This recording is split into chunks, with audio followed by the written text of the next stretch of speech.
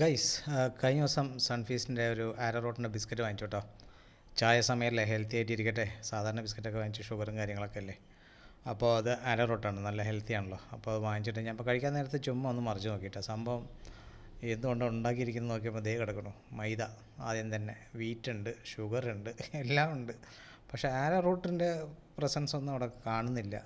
അപ്പോൾ ദേ നോക്കിയപ്പോൾ ലാസ്റ്റ് അവിടെ ആരോ റൂട്ട് 0.11%, 0.11% ആരോ റൂട്ട് കൊടുത്തിരിക്കുന്നത്. അതിന് ഈ ബിസ്ക്കറ്റിൽ ഓരോ ബിസ്ക്കറ്റിലും 0.11 ആണോ, അതോ ഈ പാക്കറ്റിൽ 0.11 ആണോ അടങ്ങിയിരിക്കുന്നത്, അതോ ഇവരുണ്ടാക്കുന്നില്ല ഒരു ബിസ്ക്കറ്റ്, ഒരു ബാച്ച്, കുറേ ബിസ്ക്കറ്റ്സ് ഒരു ബാച്ച് ഉണ്ടാക്കുമല്ലോ. അപ്പോൾ അത്രയും വലിയ ക്വാണ്ടിറ്റി ഉണ്ടാക്കുമ്പോൾ അതിൻ്റെ 0.11 ആണോ എന്ന് എനിക്കറിയില്ല. എന്തായാലും ആരോ റൂട്ട് മാത്രമല്ല, ബാക്കിയെല്ലാം ഇതിനകത്തുണ്ട്.